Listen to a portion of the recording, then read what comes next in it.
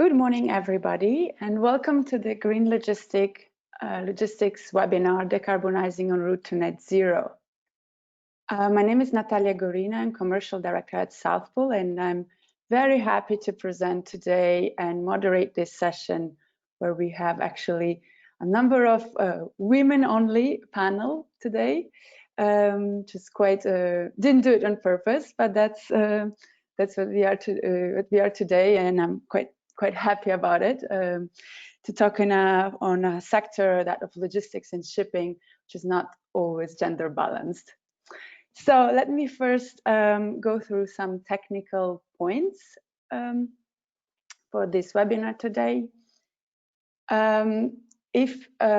Please mute yourself if you're not already muted, and if you have any questions during the presentations, you can type them on the right side in the chat bar, and we will be picking them up at the end of the presentation. So there will be a question and answer Q&A session at the end.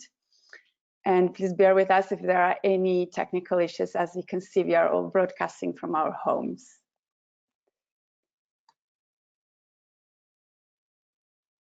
So today, apart from myself, I'm very happy to introduce you to Lindsay McKeever-Zing, Senior Director of Sustainability at DSV Panalpina, Maxime Molinard, Program Manager at SkyNRG, and Eva Ross, Chief Marketing and Customer Officer at Sendle. I will be introducing first the subject, with some setting the scene slides on the topic of green logistics, and Lindsay will follow up explaining on what DSV Panalpina is doing in this area, and focusing specifically also on the reporting of emissions.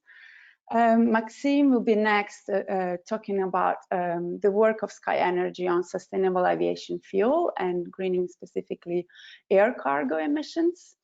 And finally, last but not least, Eva from Sendle will explain what Sendle is doing in terms of green logistics, and specifically focusing on the carbon neutral status of the company.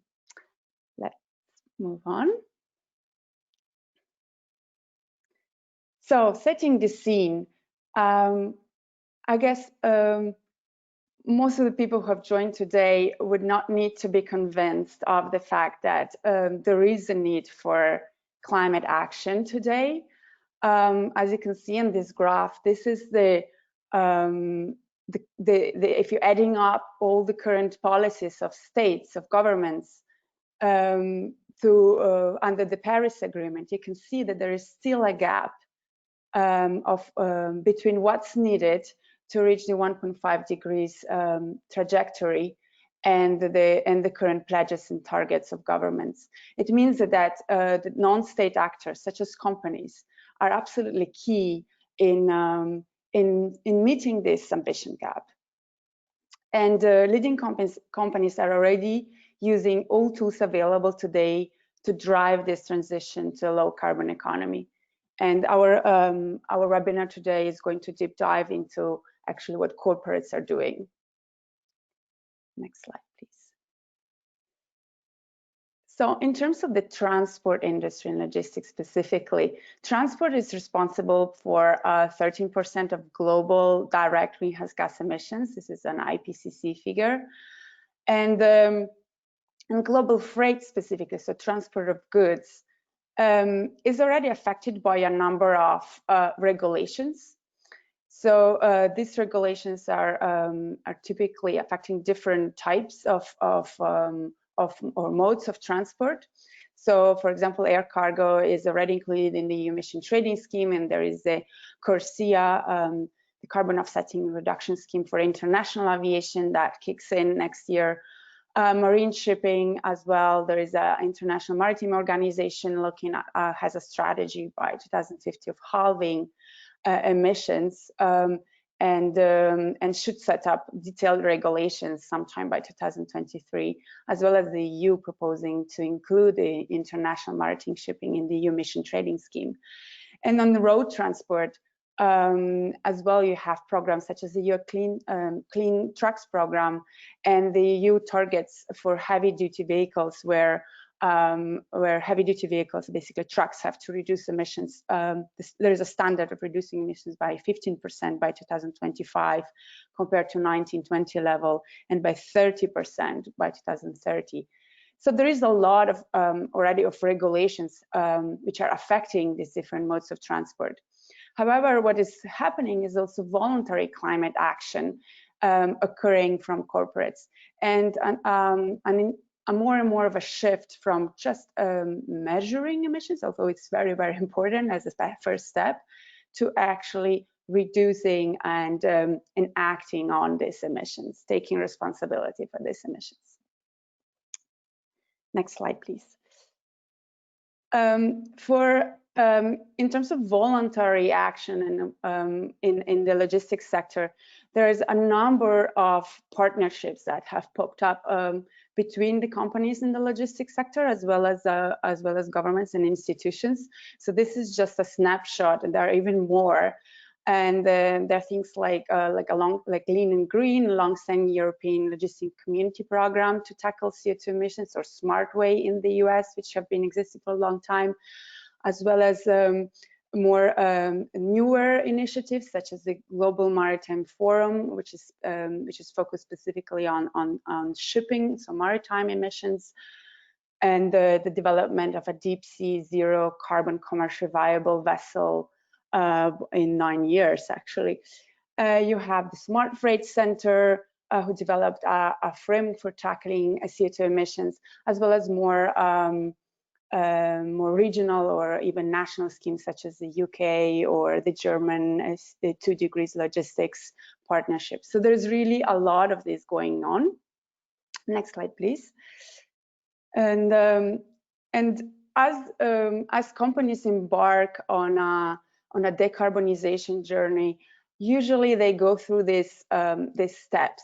So those steps are measuring the footprint, setting a roadmap and targets, so developing strategies and targets, so setting targets and developing the strategies to get to that target, and actually implementing activities that reduce the carbon footprint, as well as financing climate action through compensation of unavoidable emissions, and of course communicating and talking, leading the sector, and definitely these partnerships and alliances are also a way to engage more companies along the line.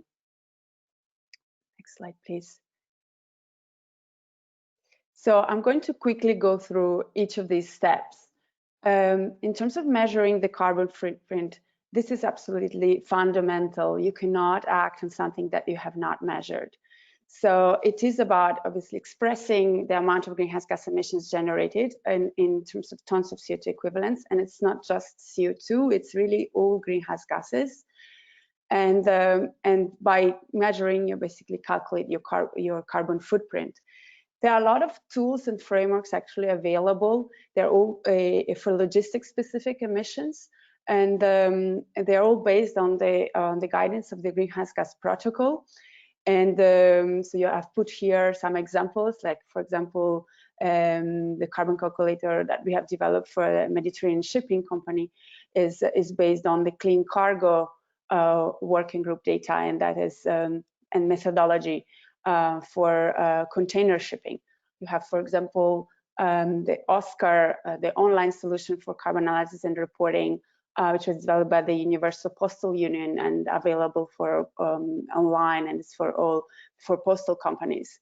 And the GLAC framework, which I mentioned earlier, so that's again publicly available framework for reporting emissions from all modes of transport.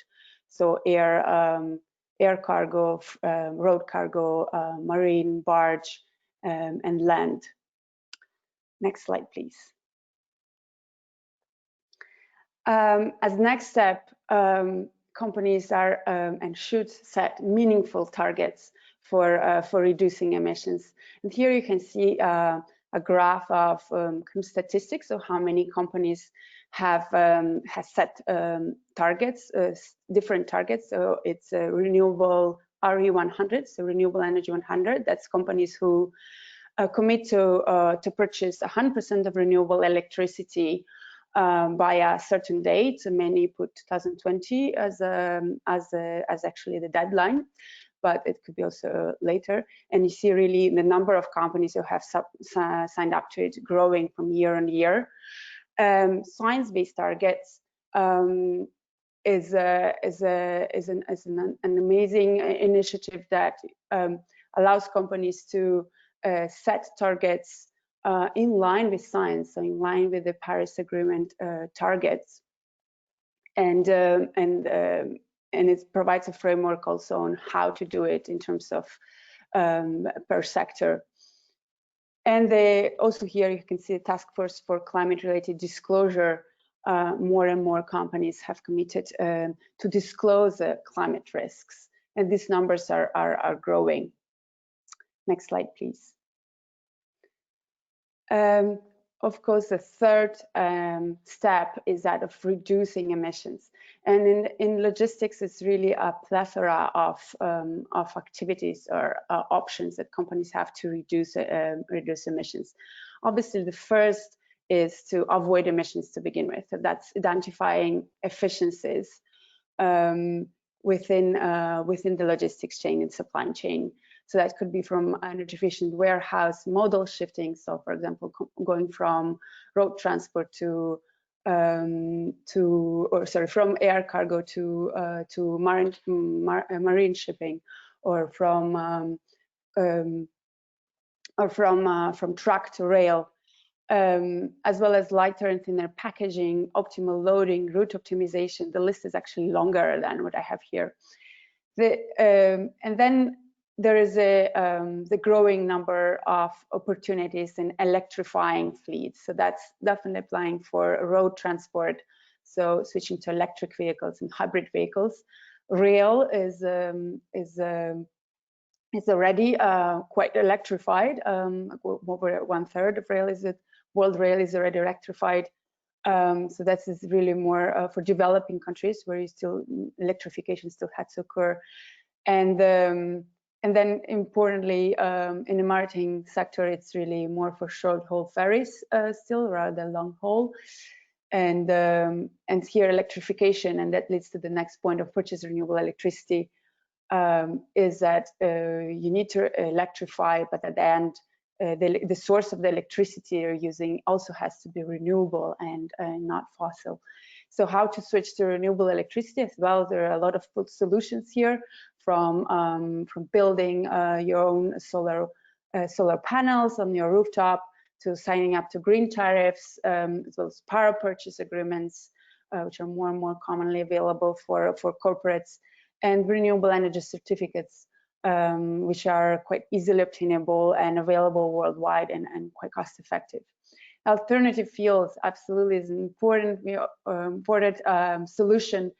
Maxime is going to talk much more about this, and hydrogen, where Lindsay is going to talk on.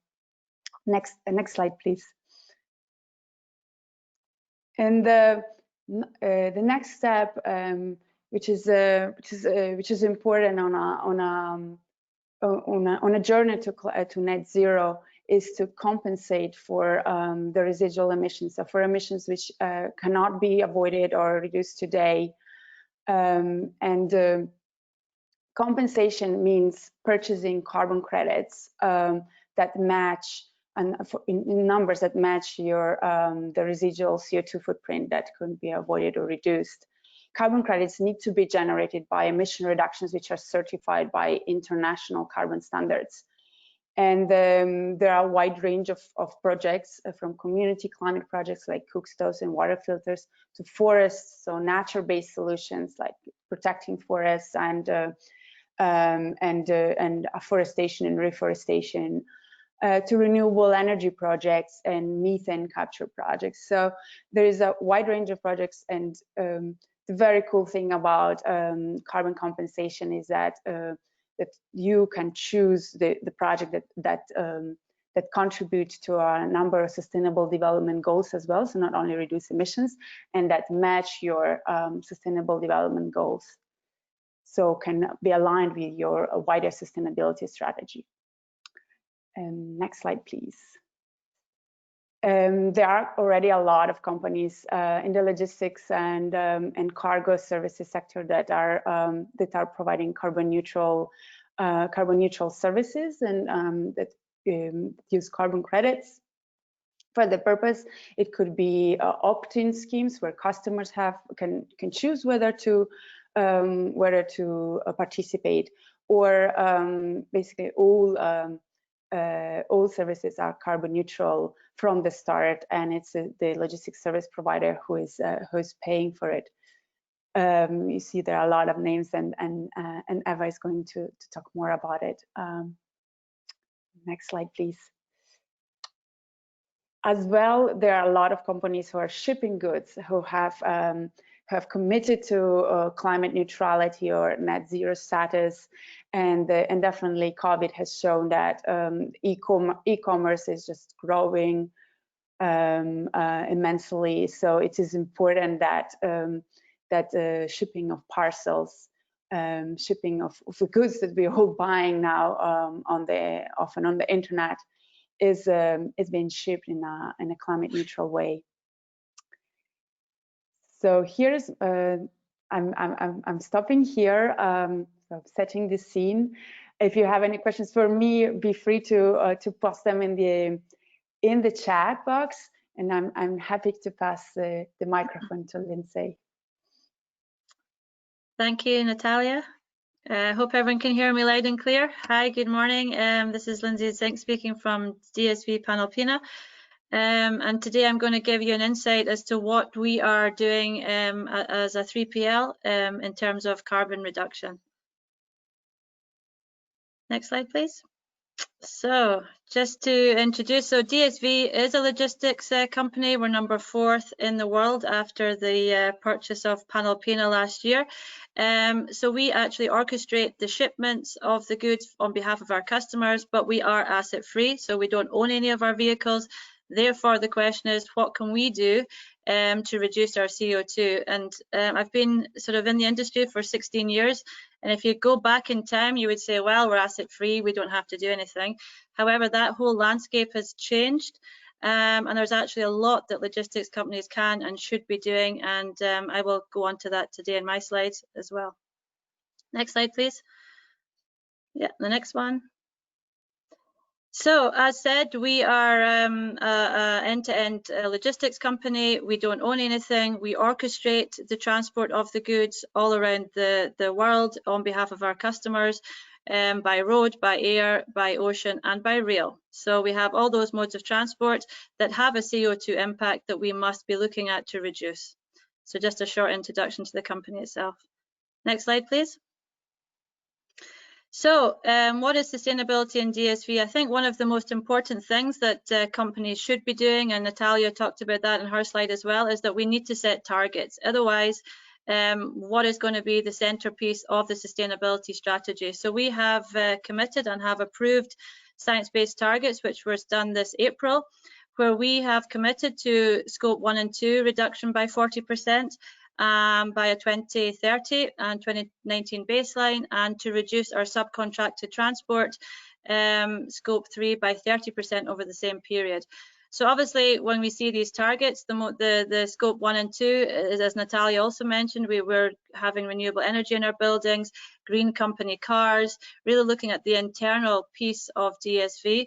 But the third part, which is the most challenging piece, and that's the subcontracted transport that we don't own. And this is where we now will be working at and explaining today what we're doing to reduce that target, because that is the most challenging one we have as a logistics company. So science-based targets coming from the Paris Agreement is a very, very good start on any journey, I think. So I'm a big supporter of science-based targets. Next slide, please. So how to meet those targets? So I think one of the most important things, and we talk about that a lot in conferences and in our companies, is data. We must start reporting credible emissions and credible data. Otherwise, we're never going to monitor the performance that we have in our company and also for our customers. So we report credible emissions, and then you set your targets. The next part is reduce. So really developing action plans to meet those targets. What projects can we do? What can we implement to ensure that we meet our science-based targets? And for me, a very important part of our journey, and I really see this more and more, is the collaboration part. Companies who are asset free, like DSV, we have to work with our customers, we have to work with our suppliers, and we have to work with startup companies, SkyNRG, innovative. We have to collaborate in an industry like this. Otherwise, there is absolutely no chance that DSV will meet its targets as well and benefit our customers. So collaboration, I think, is an absolutely important piece of this journey. Next slide, please. So challenge, how do we reduce our indirect emissions from the transport? So Natalia, you talked a bit about that as well. So obviously the first part is looking at the supply chain of our customers, of ourselves. And then we see, can we switch air to sea? Does the market allow it? Does timing? Can we move to rail? What's the opportunity we have to mode shift? Second of all, we see that a lot is a big challenge, the loading factors. We see often that vehicles are coming back half empty, therefore, of course, it's a waste of CO2. So let's ensure that we have the optimal loading factors, maximizing the filling of containers. Routing, there's lots of very high CO2 routes compared to more efficient routes. So let's look at the routing. Can we do something there? Can we have a better route in terms of optimizing the CO2? Carrier selection, this is definitely a very important part for us because, as I mentioned, we don't own anything. So we have to have a very strong green procurement program. We have to really be looking at the green suppliers, looking at their carbon footprint, and then making a selection based on the green carrier portfolio. And innovation, I think that's a word often heard in the industry. Innovation, I think, is very much linked to sustainability, where we look at collaboration projects. Maxime will come to that as well. SkyNRG, absolutely innovation, looking at new fuels, looking at different technologies where we can really reduce the CO2 and not shifting it somewhere else. So the whole basis of this, I think, is really a good data collection.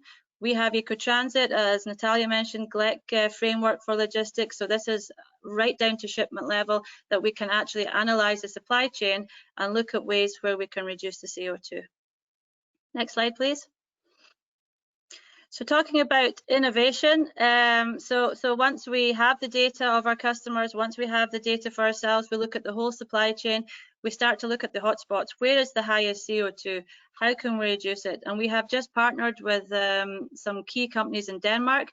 A lot of countries in Europe have ambitious targets. Denmark is one of them. This is where our head office is. And there we've partnered up with Maersk, SAS and Ørsted, who's leading the project, to really look at renewable hydrogen. And this is a very exciting partnership because this really will have a reduction in CO2 emissions in transport in Denmark. So we are on the demand side. DSV is going to be taking the fuel made from Ørsted in Denmark to fuel our trucks. By 2023, we will be running hydrogen trucks in Denmark. So this is exactly what I was talking about as to how we can reduce CO2. It's an active reduction, and this will also then, by 2030, the project will be delivering 250,000 tonnes of sustainable fuel for the buses in Denmark, our trucks, the maritime vessels that Maersk will be fueling, and then the aeroplanes in SAS. So it's really exciting. It's an absolute reduction, and we hope that this can be something that can go off into other sectors. Yeah, so renewable hydrogen, Natalia mentioned that as well. And fuel is really an area that we need to look at very closely in terms of CO2 reduction. Next slide, please. So how do DSV collaborate building better supply chain? So I think what is very important is that we want to make sure we have a sustainable supply chain so that we really look at the customer supply chain in detail on shipment level and optimize that for a long-term reduction. It kind of goes hand in hand, and costs always a discussion when it comes to sustainability, but we believe, I think, that we can build a better supply chain, make it leaner, minimizing costs, improve service levels by working on the supply chain, and then importantly minimizing the CO2 and managing risk. So we have a supply innovation team within DSV that I work with on the sustainability side, and we really design, optimize the supply chain for cost, service, CO2 and risk. And I believe all those factors should come hand in hand, that we're not just focusing on one pillar of the supply chain. And normally when you do a good supply chain analysis, you will in the end benefit cost, service, CO2 and risk. So it's really going in with the data, with the supply chain, working with the customer and collaborating. Next slide, please.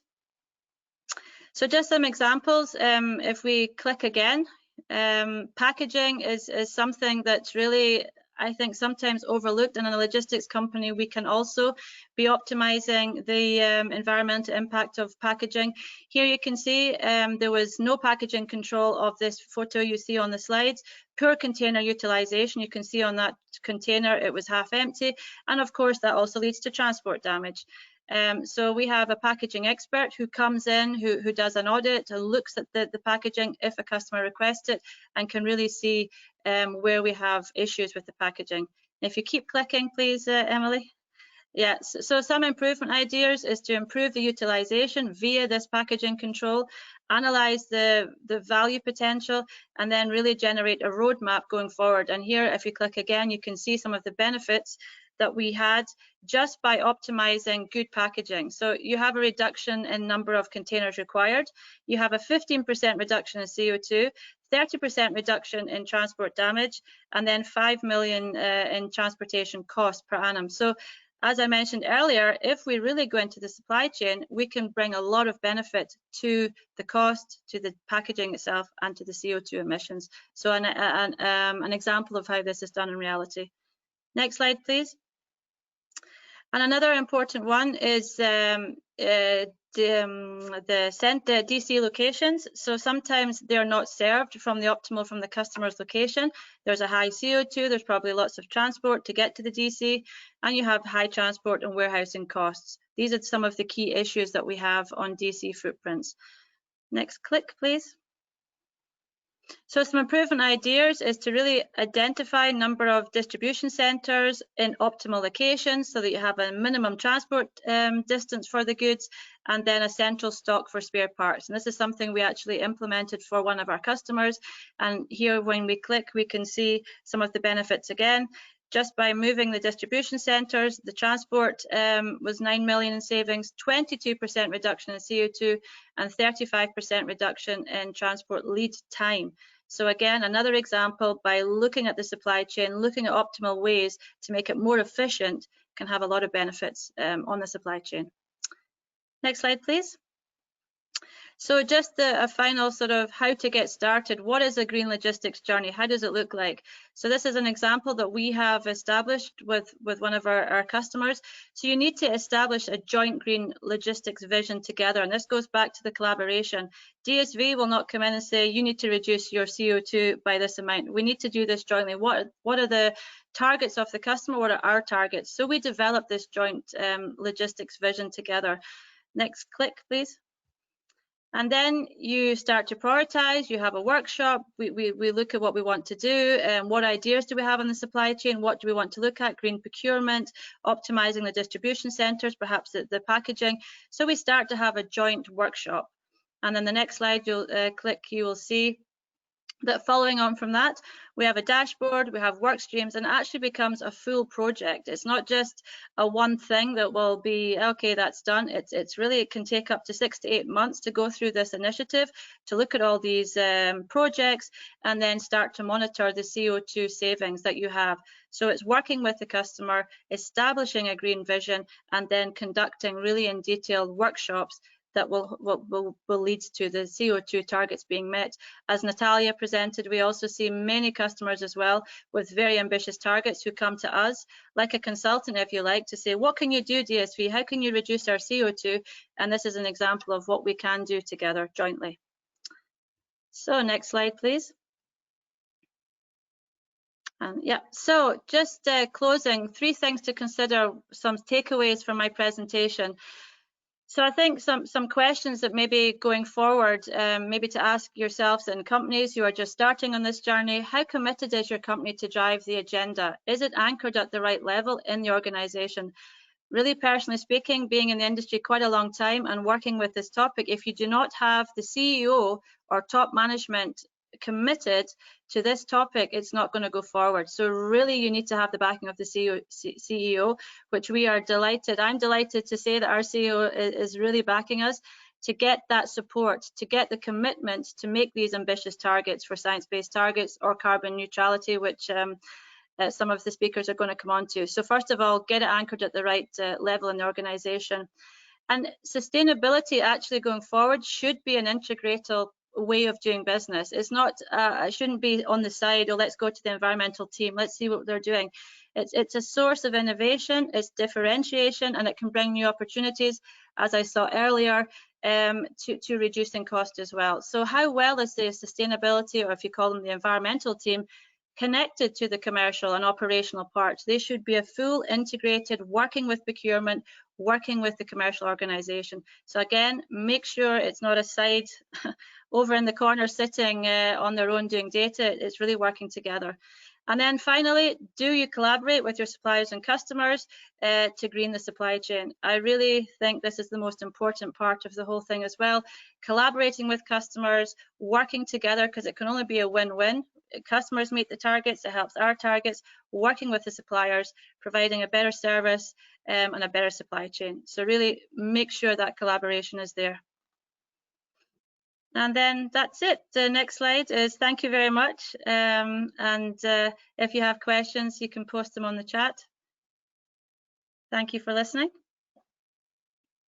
Thank you very much, Lindsay, for this very interesting presentation. And you've been good in sticking to the 10 minutes. Thank you. Maxime Molinard from SkyNRG. I'm happy to introduce you your next speaker. Yes. So I'll start with a quick intro about SkyNRG. We were founded a little over 10 years ago, and the mission of our company is to build the market for sustainable aviation fuels. So we started with creating awareness about this product, but have now supplied sustainable aviation fuels to over 20 airlines across 5 continents. And this slide is just to give you a quick overview of what we do, what different activities we're involved in. So obviously the supply of sustainable aviation fuel. Besides that, we're also actively bridging the price gap between sustainable aviation fuels and fossil fuels, which is what my work is focused on. We're building new production capacity, and we're scaling new technologies for SAF production. SAF is what I'll use in this presentation for sustainable aviation fuel. Next slide. So I'll start with giving you some context. The first point of which is that the carbon footprint of aviation is rising. So the aviation industry currently accounts for about 2 to 3% of global carbon emissions, but it is estimated that that could rise to a quarter of the carbon budget in 2050. This is assuming that the aviation related emissions will grow and also that other sectors will decrease their carbon emissions. But that's a significant portion that is expected to be related to the aviation industry. And of the commercial aviation emissions, air cargo takes up about 19% of the emissions. So that's a significant portion and also a really big opportunity for this industry to contribute to sustainability in the aviation industry. Now, the current situation obviously looks very different with a significant drop in passenger numbers, but most forecasts expect that the industry will be back at 2019 levels in about 3 to 5 years. So we still have a significant problem to deal with in this industry going forward. Next slide. But the second point of context is that most corporates have an aviation-related footprint. This can be either cargo or business travel or both. But many corporates do face this footprint. At the same time, they have limited options to reduce that footprint. So first and most importantly is the opportunity to fly less, obviously. So this includes finding better alternatives for air cargo, but also better routing, for example, as Lindsay also explained. And another option, as Natalia has explained at the start of the presentation, is obviously to compensate your emissions. But besides these options, there are not a lot of opportunities for corporates to reduce their aviation-related footprint. Next. And the third point of context is that consumers want to see change. So in fact, not only consumers, but also a lot of investors and governments are asking companies to reduce their carbon footprints. And I think at the start of this pandemic, a lot of people were worried that the sustainability momentum might slow down a little bit. But from what I've seen so far, the discussion is still going on actively. And actually, a lot of companies and individuals take this time as an opportunity to change things for the better. Next slide.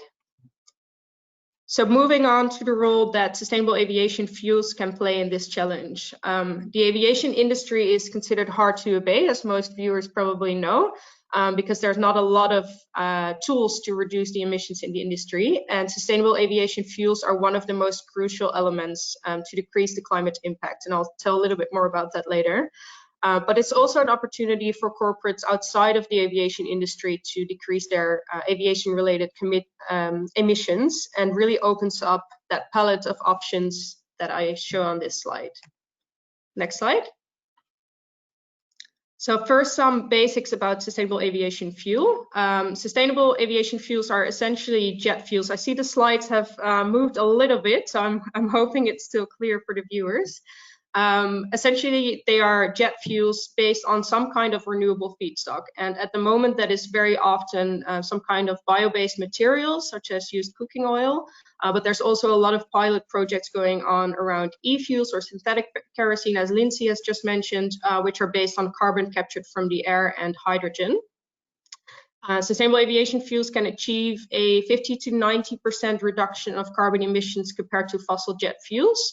And that basically comes from the fact that the carbon emissions are recycled. So rather than taking new carbon from the ground, as is the case with fossil fuels, and then emitting those into the air, we essentially recycle emissions that are already in the atmosphere. And one of the major benefits of sustainable aviation fuels is that they are so-called blend-in fuels, which means they are compatible with the existing fleet and infrastructure and don't require a lot of new investments into new technologies on that side. And then lastly, another benefit is that besides the carbon emissions, we also see a significant reduction in particulate matter emissions as well as sulfur emissions. Next slide. So one of the key determinants for the sustainability and also the carbon reduction of sustainable aviation fuels is the feedstock. So we consider the sustainability of the feedstock as a crucial element, which is why we work with strict criteria as well as different organizations to make sure that our fuels are as sustainable as possible. So on the left side of this slide, you see our sustainability board, who advises us on the different decisions that we're making regarding the production facilities and feedstock, and also the Roundtable on Sustainable Biomaterials, which is a certification scheme that we use. And lastly, we use a local network of NGOs that help us with some specific situations or questions that may be very local.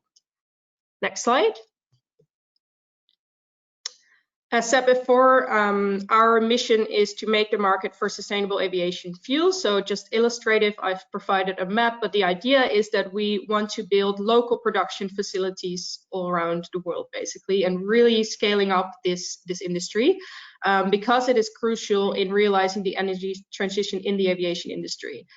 This means that more production plants need to be built, but we're facing a challenge, which is on the next slide. And that challenge is somewhat of a chicken and egg situation. So sustainable aviation fuels, as I mentioned before, come at a price premium compared to fossil jet fuels, which means that airlines are somewhat limited in their uptake. You should know that airlines, on average, fuel represents about 30% of their costs. So to take up sustainable aviation fuels is really a challenge if they have to do that on their own. At the same time, that limited capacity means that there's currently not a very strong incentive to invest in new production capacity, and this makes a vicious cycle or a chicken and egg situation. And we really need to make sure that the production is scaled. And the price gap has already drastically come down over the past decade. So it started at about 15 times the price of fossil fuels to about 2 to 3 times right now. And one way, obviously, is through policy support, so government support. But in addition, we can also involve end users in the process, which is on the next slide. So when I say end users, what I mean is basically the people or the goods that are eventually flying on these planes. So the cargo owners or the business travelers or individual travelers. So SkyNRG sets up co-funding programs such as our Board Now program, which you see on the right, which allows end users to absorb the price premium for a specific volume of sustainable aviation fuel. And we can determine how much fuel is needed to achieve a certain carbon reduction based on the carbon footprint of the corporates. And we do that through a so-called book and claim system, which means we enter the physical fuel into the nearest airports next to the production facility and have an independent auditor verify these volumes. And then the corporate absorbing the price premium gets to actually claim the carbon reduction of that volume.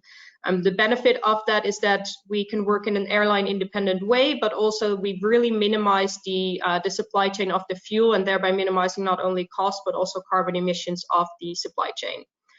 For our Board Now program specifically, we ask corporates to commit to an offtake of fuel for the first 5 years of production of our DSL1 facility, which I will say a little bit more about at the next slide. And because of that longer term commitment, we can really help build that business case for more production facility, because we can show that there's a demand for these fuels and that there's a longer term demand for these fuels. Next slide. So the first European dedicated production facility is what we're working on in the Netherlands. DSL1 stands for Direct Supply Line 1. And it's the first plant that we're building as part of the vision that I showed you earlier. It's planned to be operational in 2023 and will source waste streams and green hydrogen to make the most sustainable aviation fuel to date, with an expected 85% reduction of carbon emissions compared to fossil fuel. Next slide. So combining the previous two slides and also the context that I said earlier, this program allows, on the one hand, the aviation industry to decarbonize and to work towards more sustainable fuels. On the other hand, it allows corporates to reduce their aviation-related emissions. Indirectly, this corporate will also enable new production facility in the aviation industry. On the right hand, I've provided some examples because I know a ton of fuel or a US gallon of fuel is not very illustrative for a lot of people. So I've provided some rough estimates of how many people as well as how much cargo you could transport on 500 metric tons of sustainable aviation fuels, just to give you an idea of the scale of what you can achieve. Next slide. So our Board Now program was launched at the end of 2019, and we have a group of members and partners in the program right now who have committed to purchasing sustainable aviation fuel and reducing their carbon footprints. We're also holding conversations at the moment to grow this program further and working with a group of partners and ambassadors to achieve this same goal. Next slide. That was it for my presentation. If you have any questions, feel free to drop them in the chat box or send me an email at this email address. Thank you very much, Maxime. This is a very interesting introduction into sustainable aviation fuels and what we can do if you transport goods by air. That there is already an opportunity right now, an option right now to reduce emissions. Our next presenter is Eva Ross from Sendle. Eva is going to talk about the first 100% carbon neutral shipper in Australia and the United States. I give it to you. Thanks, Natalia. Thanks, Natalia, and thanks, Maxime and Lindsay. Super interesting presentations. I feel like we're the little guy in this story, but I think it's also just a great case study on how you can start really early and those effects in the much longer term. You really see all of those benefits being reaped. So yeah, Sendle is the first 100% carbon neutral shipper in Australia and in the US, and we're pretty proud of that. We started out just providing services for small businesses, but from day one, we've been carbon neutral and we've been able to carry that forward. So I'll tell you a little bit about our story if you go to the next slide. So before Sendle was Sendle, Sendle was actually 2Share. And this all got started when our CEO, James Chin Moody, was trying to solve a problem. And it might be one that everyone's here that is quite familiar with. He had 2 young boys and was surrounded with toys and baby clothes and books and all sorts of things. And he didn't want to deliver them into landfill. So he started looking for a solution where he'd be able to share those things, and actually developed a marketplace for sharing. That marketplace was called 2Share. The problem, of course, was what is the competition for giving something to someone else when they're not your neighbor? Well, really, it's the garbage bin. And so how do you create a solution that's just as easy and simple and is also very cheap? So he went about trying to work with some courier partners to see if he could use the underutilized capacity in their networks in order to ship things from A to B for a price that was lower than the main competition, which is Australia Post. And also he had to pick it up from their door because it had to be an absolutely convenient solution. So this marketplace got started, but a strange thing happened where, in fact, a lot of the customers of that marketplace were not people getting rid of baby clothes and unwanted items, but small e-commerce businesses that were listing on eBay, for example. And he realized that, in fact, what he'd built was a great solution for e-commerce parcel delivery. And so Sendle was born. If you go to the next slide. So we had taken this idea of being fully responsible for the customer from the point of view of customer service to the point of view of really our circular economy roots in looking after the impact we had taken upon the earth in the delivery of those parcels. But we wanted to make things really easy. Most of these customers don't know what CO2e is. And so a lot of the time we translate our impact in terms of the number of kilometers of parcel delivery that we've done. And we sort of advertise that as the large figure that you see there. Also, James was originally an aerospace engineer, so a lot of the time we talk about what that is in equivalent terms of moving a parcel from A to B, or in fact, from Earth to Pluto and back. And those terms are often a lot more digestible and understandable for our small businesses. But the great thing was that Sendle brought on a lot of these practices really early on. And as you mentioned in your intro, Natalia, as we've moved to this huge shift to e-commerce over COVID, making a decision like that would be quite a costly one had anyone made it now. But because we'd embedded that and made that decision so early, it's just been of huge benefit to us. And if you go to the next slide, a lot of our practices actually turned out to align very nicely with all of the values of B Corp. And B Corp mission is to create businesses that are for a better world, who take into account all stakeholders, including employees, partners, investors, and of course the environment. And we became Australia's first technology B Corp back in 2014. And it's interesting how that's become advantageous. I think, first of all, it introduces you to an incredible community of potential partners who are really like-minded. But also, as an employer brand, it means that we have a lot of employees that are very like-minded and often drive a lot of our community initiatives, which we've seen come to fruition in a lot of different ways. So if you have a look at the next slide, it's actually something that's provided a real North Star for the team. When often we talk about sort of type 1 and type 2 decisions and how you make those, but when those values and mission are really clear, often it's the community or your employees that are making those right decisions. For example, they drove the initiatives around attending the climate strikes. They also created this idea where through the Australian bushfires, we would fund all of the deliveries for small businesses that had been affected in those areas. And so a lot of that has come from this real grassroots initiatives of either our community or our employees. And if you go to the next slide, there's something really interesting about these moments of crisis, that brings the community together and often means you're getting great ideas and solutions out of them. So when we're buying our offsets, which we do through South Pole, what we do is ask the community of our small businesses who they want to vote for and where they want their emissions purchases to go through. I suppose not surprisingly, of late, there's been a lot of votes for regeneration and reforestation. We support the Bibera native forest here in Australia and the Lower Mississippi Reforestation Project in the US. Also, I always notice that people are very interested in projects that are close to home. So generally, we find the projects are more popular either in Australia or in the US, which is our two key markets at the moment.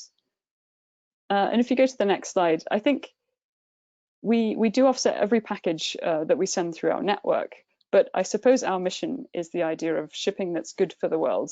And when we talk about good, we talk about really the two big problems that we face in the world right now, one being climate change and the other being equality. So the idea of Sendle is that we offer a service to the small businesses that allows them to compete with the big guys and compete on a level playing field with those big guys. And so often it's really about creating these assets that our small businesses are able to share and talk about through their own environmental impact, how that they work with a B Corp when they're a shipper, and how they're driving economic impact through the communities. And that's been great for those guys. We often notice that people will host their own shipping page and talk all about how their brand is carbon neutral, and they are so via Sendle. And I think that's interesting, particularly when you've got someone who's so carefully sourced ethically produced products and ethically produced cotton, spent so much time thinking about how they're going to package it and how they're going to market it in a sustainable way. And then they get to the point at which they're going to deliver it and there is no solution for them. So it's been great to be a partner to those folks in that environment. And if you go to the next slide. So how do you really create a movement, I think, is the question. How do we really go beyond just these things and start to have a look at getting to net zero by 2030? Well, we went back and had a look. Obviously, there's some of the amazing things that Lindsay was talking about in terms of route optimization and filling trucks and ensuring all of those things are happening. But what else can we do?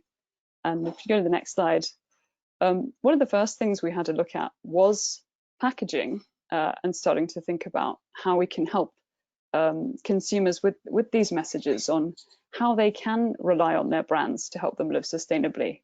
I love that middle example there of Everlane, who are super transparent about how everything's produced, and Patagonia, who use their recycled feathers and heavily promote that, and a great company in Australia who are called Who Gives a Crap, who donate money to build toilets.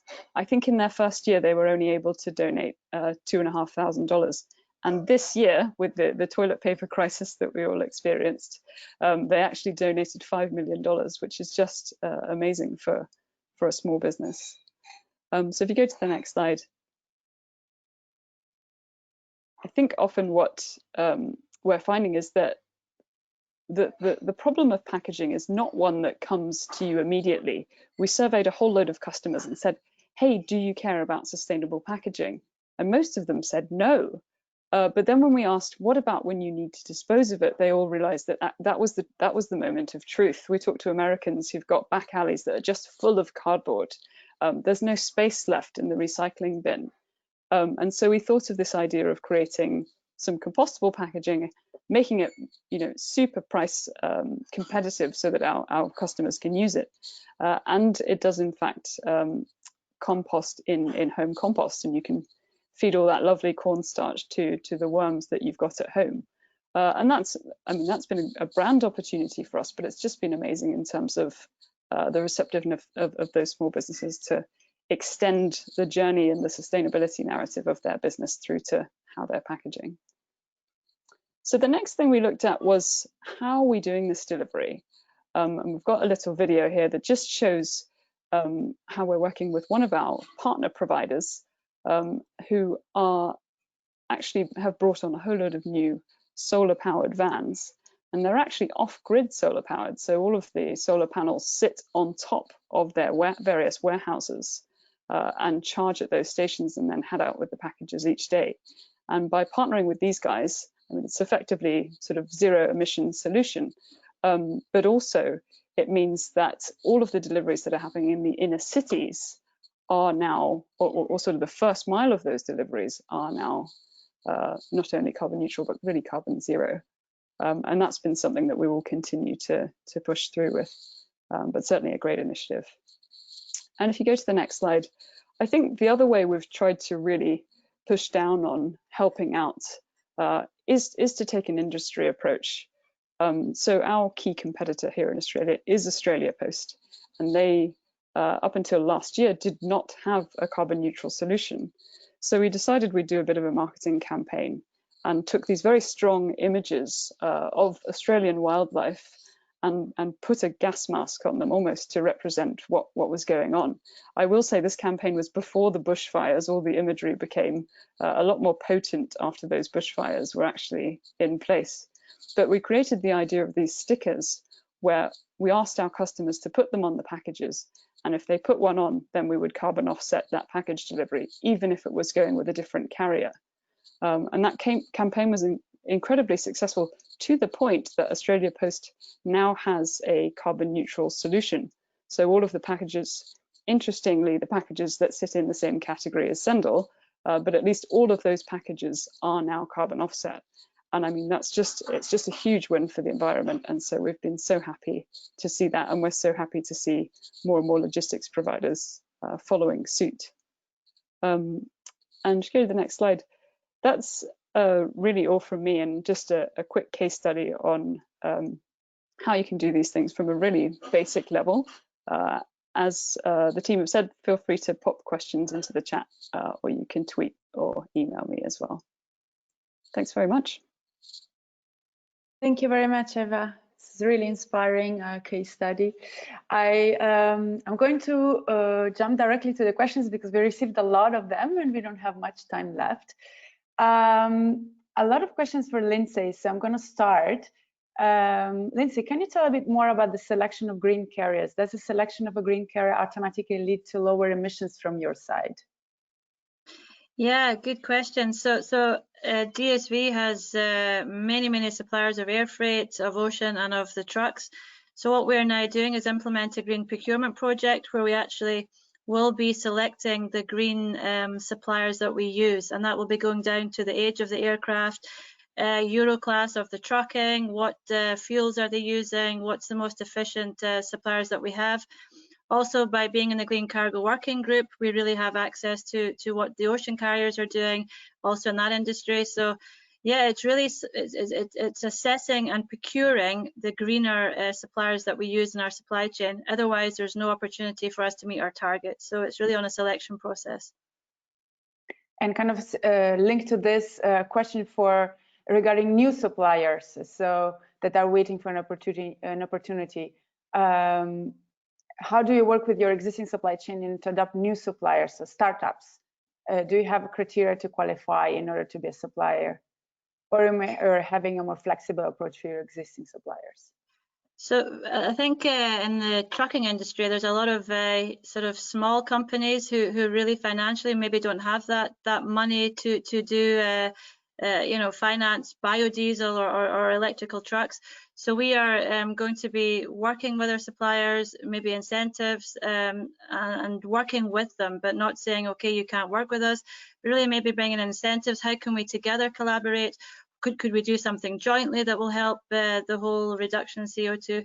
So it's not it's really working together rather than just saying you can't work with us anymore. There has to be a good approach, because we don't want to put companies out of business, of course not, but I think we can really work together and incentivize this, because we need these small suppliers. And the bigger ones, the air carriers, I mean, Maxime talked about that as well.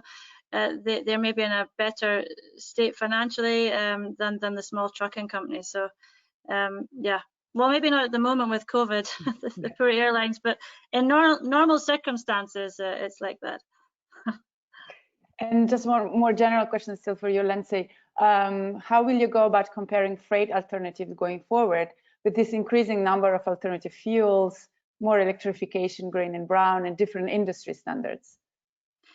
It's at the moment, it's also a very good question, because at the moment the landscape is so huge. There's so much going on in terms of fuel, in terms of technology, and we take a lot of support from the Smart Freight Centre. I think they're doing an incredible job, seeing what fuels are on the market, what do we have access to. So we also take from the Clean Cargo Working Group. So going into these industry forums are helping us.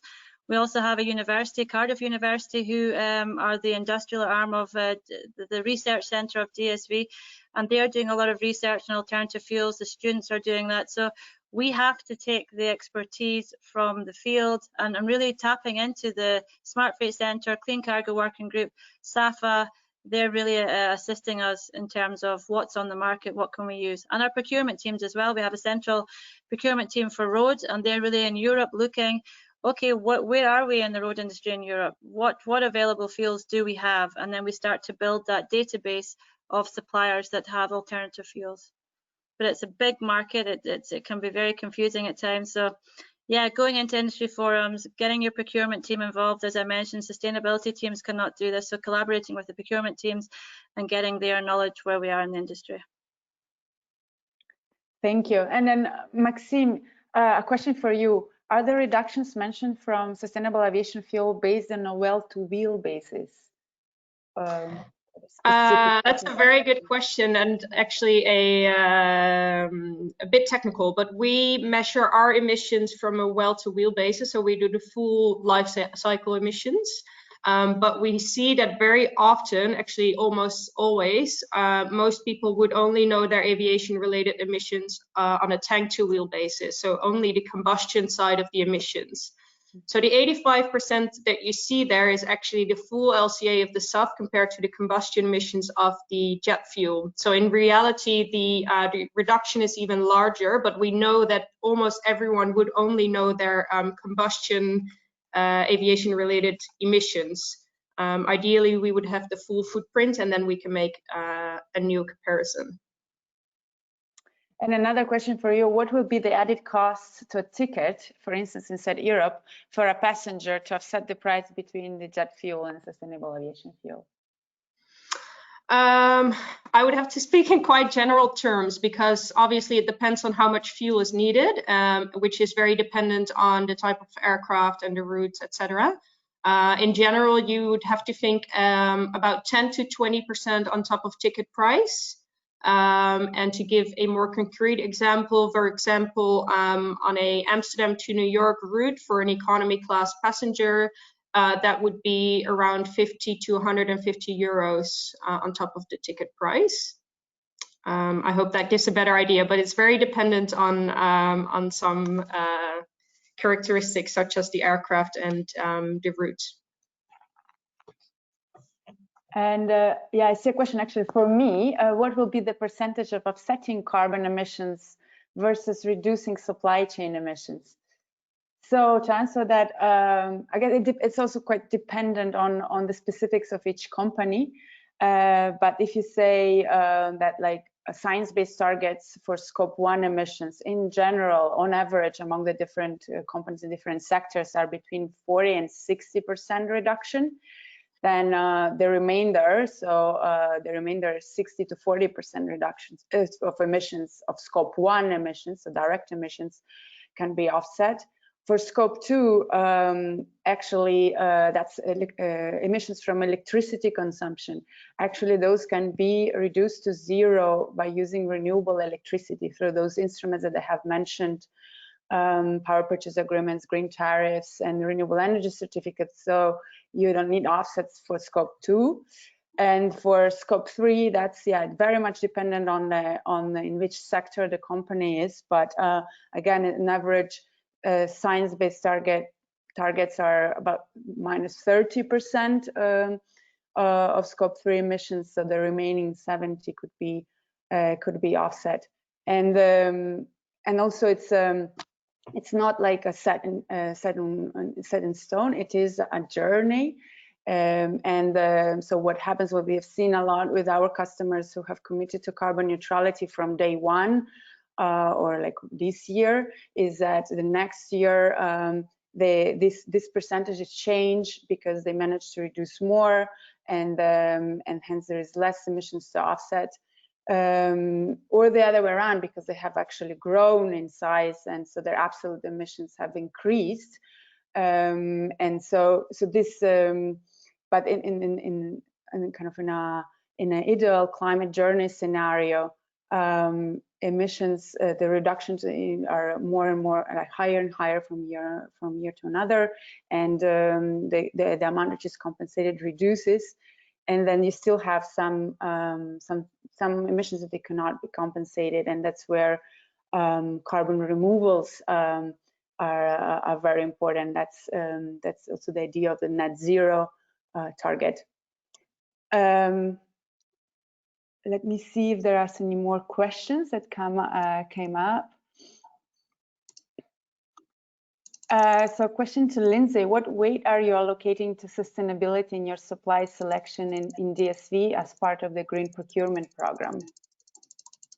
Sorry, what weight? What weight are you allocating to sustainability in supplier selection as compared to other things like costs and etc.? I would say it's getting, now that we've just committed to the targets, we are working on the green procurement project, so I don't have an actual figure, but it's definitely very high up, and the weighting's gone up compared to previous years. So it would be unfair to put an actual figure on it because we are in the middle of the project, the green procurement project, but the weighting is very high. If we've set these science-based targets, it will have to be a key criteria because there's no chance we'll meet our Scope 3 targets.